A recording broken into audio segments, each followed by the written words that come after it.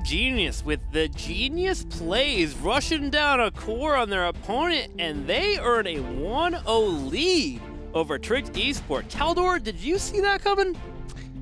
No.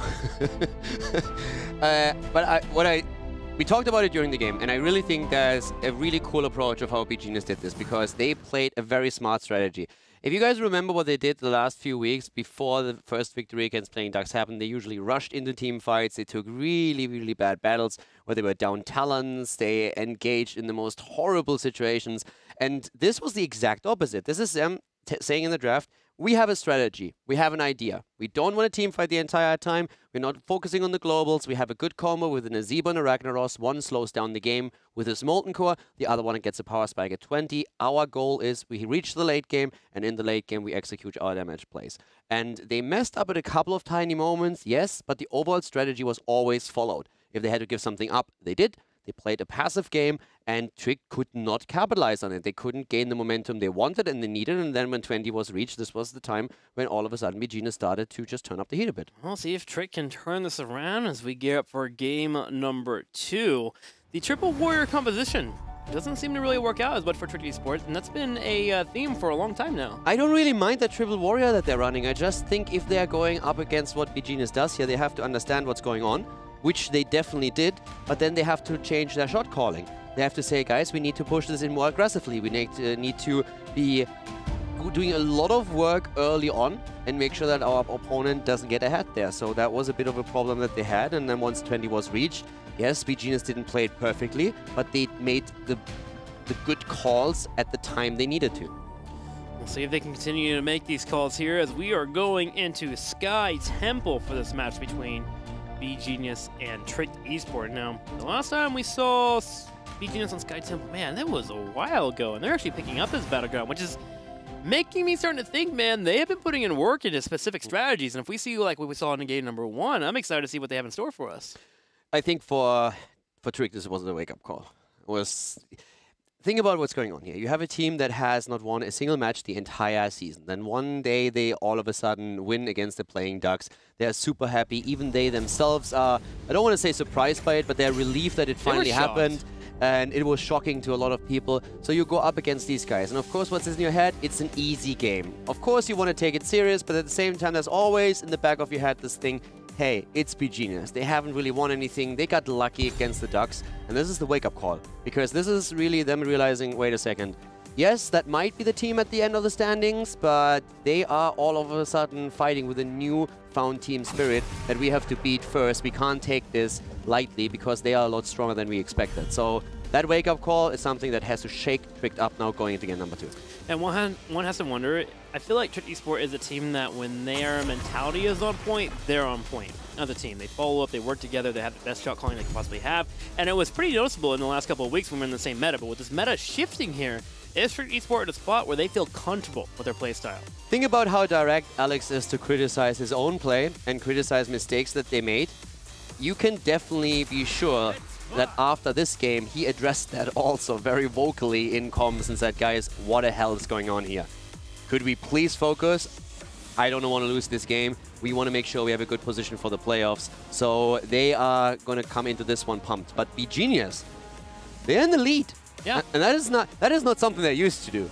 When you have nothing to lose as a team and you come together, that's the best feeling in the world. It's awesome, isn't it? It's the best feeling in the world to be able to start earning victories and continue that trend. Now, beGenius, again, already knowing they're in the Crucibles, all they have to do here is play strategies that they've worked towards and just look to get a couple wins here and there while they prepare for that big week. And people are cheering for them. It's the underdog story. The underdog that finally got the first victory against the Ducks. Now they're playing against Tricked, and people are sitting there saying like, oh my god, I want this to happen again.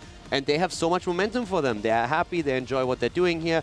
They are going to the Crucible, they know that already. It's an accepted fact. There is nothing on the line, no pressure. They can just play their heart out, can have fun, can try new things, can say, we need this experience here. Let's show that we are way better than everybody thinks, because yes, we had a rough season, we had a bad season, but we finally found our rhythm. Yeah, it's all about improving for them. I mean, nobody is sitting at home saying, watch out, Fnatic, beGenius is coming for you. Watch out, Dignitas, So we'll just watch beGenius here as they continue to play the way they want to. We're going to get a variant into a gray main, which means they get their engage they want to, and they have pretty solid damage. Trick Esport will answer back with Arthas and Dahaka. And that's already a completely different strategy that beGenius is showing here. Now we saw again Gul'dan banned out, since Gul'dan has that massive impact with the Horrify, and it's also of course great for laning. But we have Trick getting rid of the Abathur.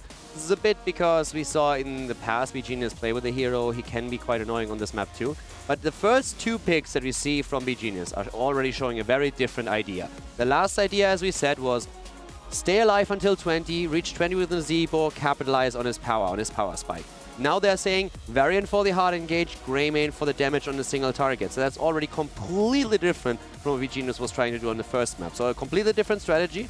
And I'm personally very curious to see what they do with the rest of the draft. I would love to see a little bit more lockdown on the target. And if they really try to go for the blow-up strategy, then they need to have a bit more on-point damage. But they need to also now show us that they can play this style as well.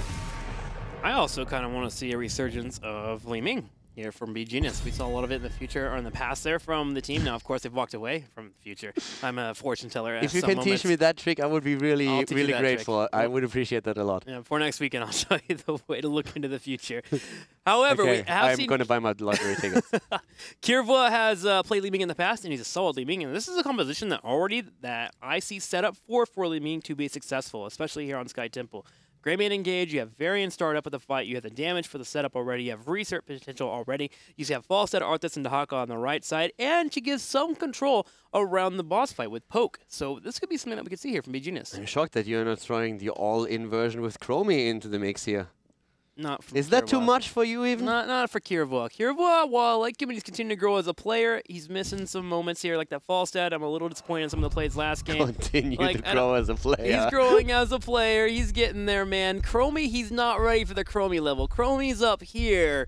Li Ming's down here, you know. This is, by the way, a prime example of Trixler dissing someone and doing it in a way that is very PC. I'm not dissing. If you have a critical moment where you criticize somebody, you're suddenly being BM. All right, man, whatever, dude. You need to grow as a player. Yeah, it's gonna grow as a player a little bit, man. Like there's some moments to learn. It's all about the knowledge. That's a new line that I have to remember for Hero League. He's not ready for the Chromester, dude. Arthas to Hawk on the right side, Malfurion being picked up here for it. But it's not that funny. It's really not. It's really funny. Okay. If you say so. Zeratul has been banned out. Zeratul making sense here for Trick Esport. They don't want to have any setup potential, but also isolation is pretty important here. If you got isolation against the back line and you can focus down on Arthas, especially with a gray main, you can be pretty devastating. Go ahead. Okay. So, Melf, there's your Li Ming. Thank you. There's your Li Ming. Thank you, Kirva. That's what I wanted here, man. Because Kirva, after my his Li Ming play is actually stellar. It was actually some of the moments in the first couple of weeks where we're like, okay, this is something you can build upon. When he actually plays on point with Li Ming, and when he gets that hero and he's allowed to just do whatever he wants, he can be exciting to watch. So this is good for beGenius. Yep.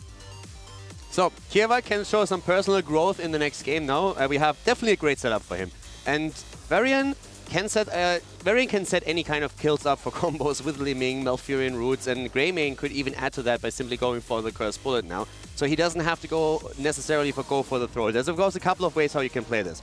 You can either argue Li Ming is going to get the pokes in. Once the targets are low, Greymane would go for the throw, it finishes them off, and Li Ming gets the resets. Or you're simply attempting to get quick kills against individual targets that Varian sets up. So Varian goes in, starts taunting, Greymane immediately Cursed Bullets, and then Li Ming comes in with the rest of the damage, and Greymane can finish it off. You get the reset, you have a 5 versus 4 going, and you go into the snowball comp. This is, by the way, also the type of composition that we have seen beGenius play when they're playing in the qualifier. They were always trying to go for these bus driver comps where you just like get snowball momentum, you drive over the opponent. So that's something that Trick Esport has to watch out for. They themselves run a double global. On Sky Temple, they're also trying, of course, to play around the opponent now and to abuse the fact a bit that there is no global mobility on the side of beGenius up to this point. Run them over with the Diesel engine. Now we need a fit pick here for beGenius. Wouldn't mind to see a little bit more control. Even a second warrior could be good here for beGenius. Someone to rotate around and keep them alive in the play here. Dahaka has already been picked up, so you can't move into that route, but a Nubarak is still sitting available on the table here. And a Nubarak Cocoon could give them the isolation they want there to get that blow-up composition available, especially with Twilight Dream being on Arthas.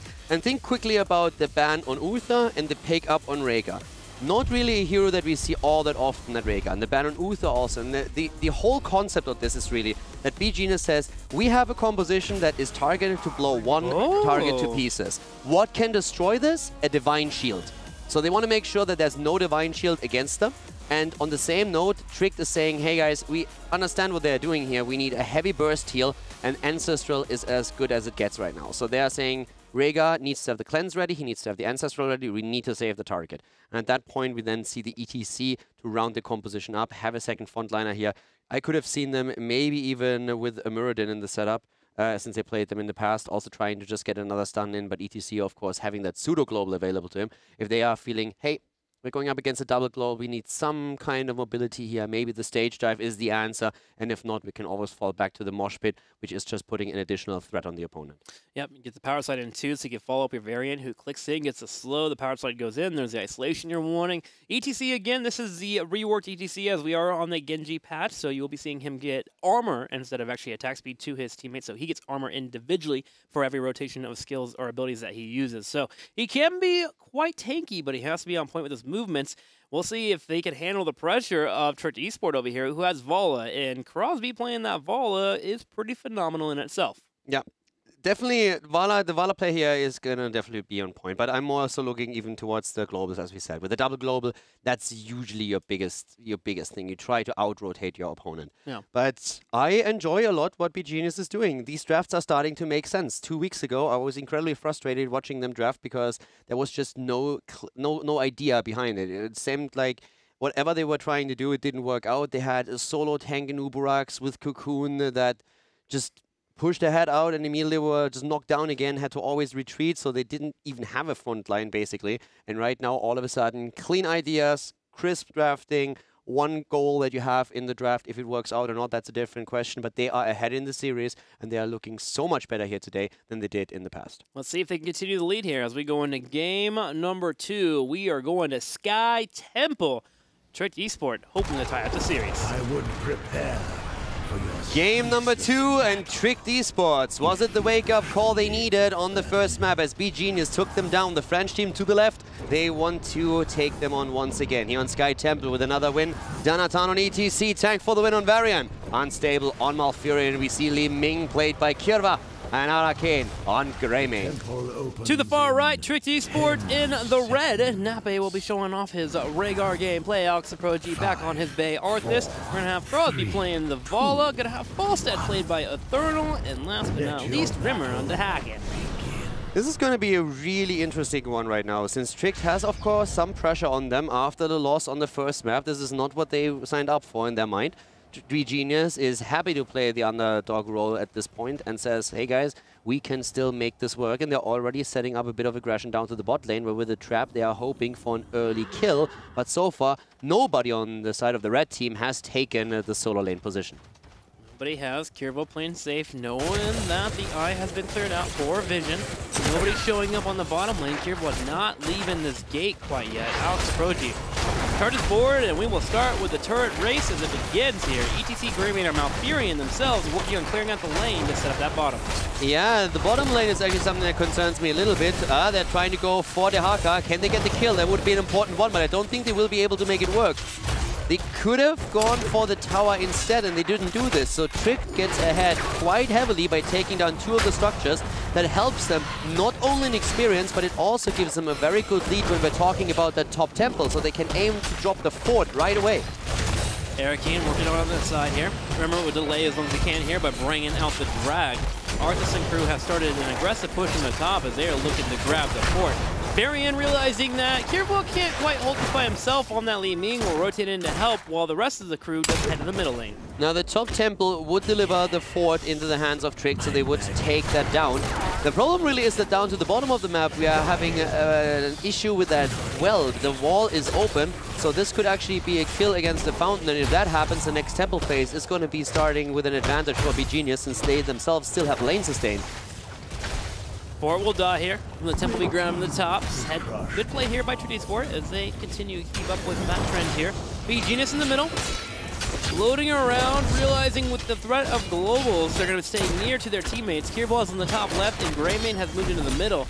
Dahaka not showing himself quite yet. Finally, he shows in the bottom, so Greymane will go down to match him, and Varian seems to have that entire shrine, that temple, under control. Yeah, we have an even split on the temples between the two teams now. The keep or the fort at the top lane has been taken down, and that is an advantage for Trick. And it also means that a potential night camp that they could take would pressure the keep front immediately up at the top.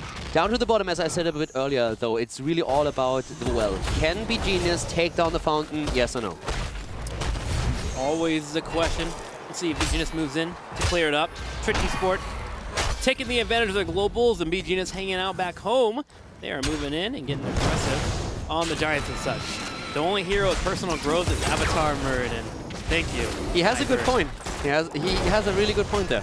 He does. I'm thinking about a second and I can't... Well, you could argue Sonya. I mean, you could also argue that Rhaegar gives everyone the possibility to grow with Bloodlust, but hang on here. Danatan charges in. Alex approaching, being focused down, and he falls. beGenius gets a kill. Danatan low. He gets picked off by actually the Giants coming in with the last attack.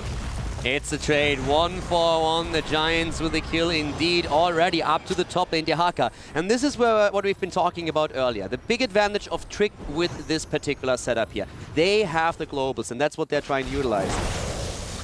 Even Hazorbs here, tweeting in, that ending looks like the role swap in beGenius pays off. Major tank on main tank and a Danatan on melee assassin looks much better than before. I couldn't agree more. beGenius is looking so much better than they did in previous weeks. I mean, I like to take this moment here to fanboy about Europe and how even Team 1 all the way down to Team 8, they care about each other as players. Schwimpy even said last week, I believe, you know, look at this team, beGenius. This is a team going to a Crucible because they were impressed with their play last week after the role swap, and Hazorbs echoing that fact with that tweet. Even the top teams respect and care enough about the lower tier teams that they talk about them. And to me, that's incredibly humbling and awesome to see. Yeah. I love that about Europe. Splendor was saying the same thing. It's just look at what's happening here. This is a team that goes to the Crucible because all of a sudden beGenius started to step up.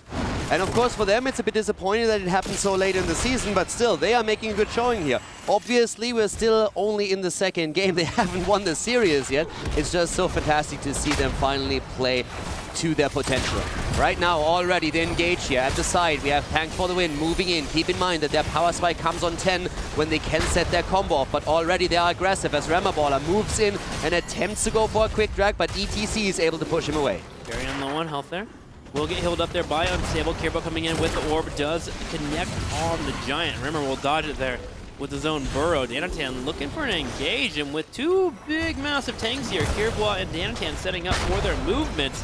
We're going to see beGenius take full control of this temple. Falstad taking over the top lane. Look at this rotation with the globals. We see a fight happening at the bot lane. Dahaka moves in, tries to battle. It doesn't work out. Trick moves back a little bit. They still have the global available for Falstad, so he takes over the position to the top lane, guarantees the more experience, and pressures beGenius to an extent that they need to move someone top. And that's Arcane right now. So I really love how Trick is currently playing the map. And in terms of experience, we're hanging out here around 9.5 levels between both of our teams. The fort does fall in the bottom right corner. So in terms of fort, we are even between both of our teams. beGenius now grabbing Mercs on the left side here for Giants to start pushing in that bottom, while Dahaka is looking for a pick, maybe on Varian on the bottom left. The opportunity does not present itself. Varian gets behind the wall, and Trick Esport will start pushing in with level 10. Okay, here's the dynamic now on 10. We have Taunt available for Varian, Cursed Bullet for Greymane. So it's exactly what we said earlier. You lead with a Taunt, Greymane hits the Cursed Bullet, and you blow whatever target away. That's the idea behind this. At the same... there's the stage dive for the pseudo-global as expected.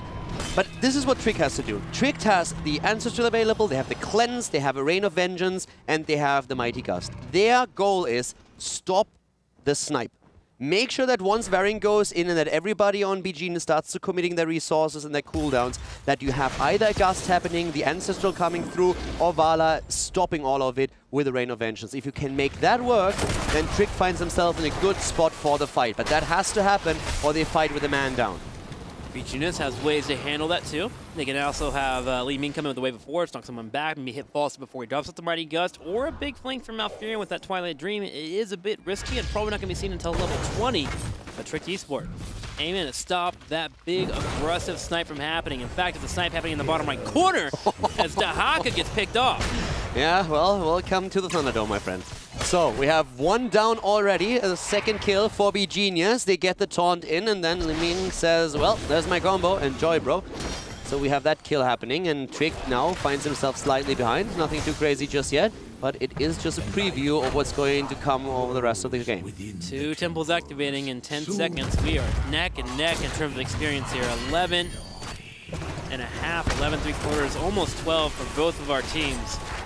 Temple now activating in the middle, and beGenius sets up pretty effectively here to hold down the first couple of shots and start applying damage to that fort. Now, remember, there's always a double globals to worry about, but now with ETC on the board, we can start to match Dahaka or Falstad and come in at any point in the fight. Stage dive is available. He comes in. They're looking at Alex Proji. They bring out the curse ball. They focus him down. There's a Twilight Dream, and beGenius gets a kill. Yep, that's exactly this is exactly what I've been saying earlier. This is the comp. And the Mighty Gust was too late. The Ancestral didn't get in. So this is exactly the issue. This is what beGenius wants. This is beGenius' entire game plan. Get these kills and take it from there. And again, they make it happen. One more taunt, one more kill. Ancestral too late. They are 2 heroes down. Now beGenius is going for 13. This is what they are trying to do. This is exactly the same MO that you can see now all the time in those team fights. And Trick has to find a way around this, and it only works if Rhaegar is close enough to the target to drop the Ancestral and the Cleanse, and it falls at Gusts in time. beGenius can go ahead and grab both of the temples here. I was wondering if they would go for the boss call with Mighty Gust being used in that fight. With Arthas respawning, they didn't really want to risk it. They got the temples for free here instead, get the fort broken down, and take away the layers of defense for Trick Esports. So the top fort in the top right corner will be taken out here. And now, for the next couple of temples, we're going to start having keep damage for beGenius. Trick is falling behind when it comes to structures on the map. That is definitely true. And they have to ask themselves one question. Do we engage in the team fights? Are we comfortable enough that we can avoid the snipe and take the team fight? Or do we try to play a game with our globals around our opponent? Are we safe enough in that setup? And just try to play the map itself. And it's getting a bit more risky for them, because their biggest problem at this point with the second option that I just mentioned is simply they are already behind 2 forts. They're already behind 2 forts, so they need to take risks, and this is one of the risks they can take. Go for a boss, try to burst it down, take it from there, and beGenius, they are already looking to contest it. Tank for the win on the left, brings up the taunt. He's moving in, he's going to stand on the point. He drops down the prairie. We're going to have the stage dive coming out. Mighty Gust being used. Barely missing out. Tank for the win will get locked off here. Tank for the win being focused on the back left side. Curse Bullet does come out. Rimmer is able to heal on up. Can Tank get out of the fight? The power slide comes out from Danatan. beGenius will survive, but the boss is pushing the bottom for Trick. And now the root against ETC. The drag is in, and that's the kill against Danatan. This time the combo didn't work out. They did not get the kill in. They had a lot of resources committed, but no kills. So boss pushing the bot lane, and all of a sudden Trick is building up that momentum. They identified the problem. We saw beGenius jumping in, and they said, nope, this time we're going to be able to keep them alive. Boss pushing a fort. They took one down in the middle, and now they are aiming for a wall at the keep, or could simply rotate down and meet up with the boss to push even harder. The other side, beGenius is waiting here for the teams to spawn. They just snipe a Falstad. What? Big damage out from Kirvois, and he is chasing here, looking for the fight. No stage dive available for ETC. So they're not going to go ahead and chase here, as the stage dive will not be up for 15 seconds. But they get the pick, can now deal with the boss and push out the map. They get the kill, and that was an important one. beGenius definitely showing some teeth here and some bite. Trick, on the other hand, they went a little bit too far out. They did not really expect the Twilight to come out together with the combo on Liming. But if you look at the map, now in structures, it's more or less even. And that, again, opens the window for the globals. You can play more around your opponent again. You can, for example, set 2 heroes down to the bot lane as the shrine or the temple activates up at the top. You make sure that you push with Falstad Dahaka bottom. And then once that someone tries to start and meet you, you jump to the top. Here's the problem with it. Vision. Vision is going to be super crucial here. So in an ideal scenario, you are trying to have 2 of their globals at the bot lane, you start pressuring. What does beGenius do? They at some point have to accept that they cannot simply take the entire temple, so they need to rotate down to the bot lane to meet the aggression, or they are losing a keep.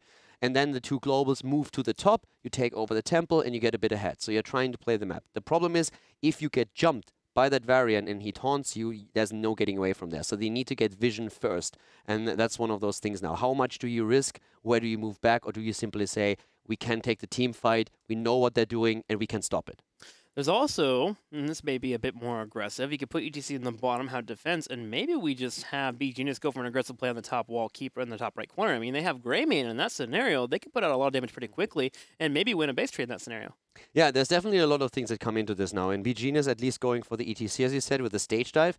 That gives them some counterplay, because that was really the thought process here. They saw the double global, and what other heroes could they have possibly played? They could have, in theory, gone for an Illidan with a Hunt. We've seen that sometimes, that you're trying to use that as a pseudo-global. There's the option of going for a Brightwing, but the more traditional way is definitely the ETC, and he offers a lot. ETC just going in and making sure that the Haka can't get the Dragon, but simply pushing them away, that alone is already worth a lot, and so far it's been working out for them. Well, let's see if it continues to work out for them. Game number 2 here, Sky Temple. We're moving in. We're going to watch beGenius as they try to get a win here on Tricked Esport and go up 2-0, but Tricked Esport is holding their own. Tricked is definitely starting to look a bit better here, but they're still down in kills and they're down in experience. They're moving through the middle now, and 5 more seconds until the temple at the top activates. Here comes the attack again, already looking for a target. Where's Liming? Not there yet. They go for Alex. They try to drop him in. Here's the Ancestral. Immediately coming. I'm not quite sure what Donatan did there. The Ancestral is immediately out. What? Did you expect him to move to the bot? Or what exactly happened? I'm not sure what Did he I was miss something there. Maybe hit Alt-R, man. Thought he had Mosh Pit for a second there. Maybe. So, gonna miss out on the stage dive, which actually hurts a lot. Is that a moment for personal growth? That is a moment for personal growth. Okay, okay. Hashtag Just double checking. growth. This, on the other hand. So, man, he Kirvwa going in with the massive combo hitting 2 people. Rimmer on the top right corner. Taunt's available in 3 seconds. Can they get Rimmer? 2, 1, taunt? No, the burrow comes out just in time with the Kirvwa popping off completely here.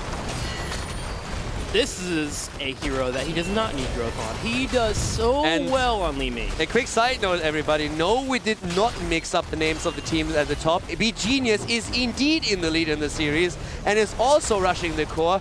You are definitely not wrong if you're watching this right now. So beGenius on the way to maybe a second victory. Maybe not quite just yet. The French team is moving out, but keep in mind there's still a temple up to the top. They dropped the keep already. And it looks like we are going to see them move back, as it is another 5 versus 5. But at this point, still even talents. 7 kills against 2, though. So beGenius has actually started moving in for that core. It looked like it was going to be a chase onto the core. Oh, hang on. Arthur's in trouble once again here. Curse Bullet comes out. Tank for the win, turning around. Gonna have the stage dive available, too, if we want to have another engage for Tank for the win. Tricked Esport trying to chase him back. But the idea of pushing into that core was to get Dahaka off of that bottom lane, pushing in that may have gone in, and just keep everyone from Tricked Esport at the back. That way beGenius can come back here and grab this temple. Dahaka is down again, the same MO. You go in, you taunt, you drop them. Stage dive. They go for the slide and they go for Alex. Alex sacrifices himself, buys time for the rest of the team, walking to the left. But this is simply a cooldown problem, what we're seeing right now. It is a 12-second cooldown that you have on the taunt. You have 30 seconds on the Cursed Bullet. The Ming has just a normal spell time, so it's not even an ult that they have to sacrifice. And on the other side, you have high cooldowns with the Ancestral, for example. The cleanse alone is 60 seconds. So this combo that we see for beGenius can be thrown out every 30 seconds. And that is a massive, massive problem at this point for Tricked. Continues to be a problem, and beGenius now is laying it on top of Tricked Esport as they hit 19-17. ETC in the bottom lane soaking it up. Needs to be a bit careful for a little bit here. He doesn't have stage dive for 25 seconds. But beGenius grabs that top temple and gets some shots here on the keep. It will survive the push here, so 2 keeps still stand for Tricked Esport, but a boss spawns in 15 seconds. If beGenius can get to 20 and they can get a pick, they have an opportunity here to start lethal. This is so awesome to watch. It's so much fun to watch this if you just think about the history here. And Tricked, all of a sudden, being in a spot where they're saying, what is going on here? What is happening? How does this team that didn't win anything for so long all of a sudden threaten to take the second map against us? And they are desperate. They're going for boss now. This is the only fight they can force. There's nothing else to do. beGenius has 20.5 a level. You can't afford this. So they need to go for the boss. They know that it's a bad spot to be in, but they have to do something. And this is the only fight where they are saying, guys, if we can take the boss, if we can take a fight here, we have a chance. It is desperate from them. They have the gust and they are attempting to use it to grab the boss here. Aim for the win goes in. There goes the taunt. Central Hill comes out, but Alex the Progi is dead. Mighty Gus is still up. Can Eternal land it at the perfect time here to take away the boss? Here it comes. Stage dive timing for Danatan is perfect. Power slides in. That's going to be Rimmer being focused down. The Ancestral Helling will connect. beGenius getting a second kill as the second tank will be killed off, but we have Mercs in the bottom right pushing in and the boss. That should be game. Unless Trick can somehow miraculously defend this, and I don't see how. Gust is on cooldown. We are seeing Vala also on cooldown on the Reign of Vengeance. Camps are pushing in. We're seeing 20s at this point. They're going deep with this. They're just simply walking past the keep. Even the boss is on the way. This is beGenius walking towards the second victory in the best of 5. beGenius, the team that has only won a single best of 5 thus far in the entire season, is about to get a 2-0 lead against Trick Esports. They get another kill, and with beGenius having nothing to lose in the HGC, they just do not lose here in their matches. They get a second victory here, 2-0 over Trick Esport. I don't know. I'm just happy for them, man. I mean, on the other side, I feel bad for Trick Esport. They had a few weeks where they were just on glory right now, but they just seem to be off base overall.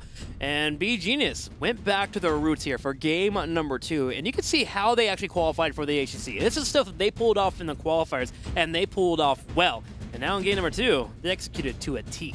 Yeah, we had a couple of, I want to say, YOLO stage dives in the middle of nowhere, but that being said, the comp just looked great.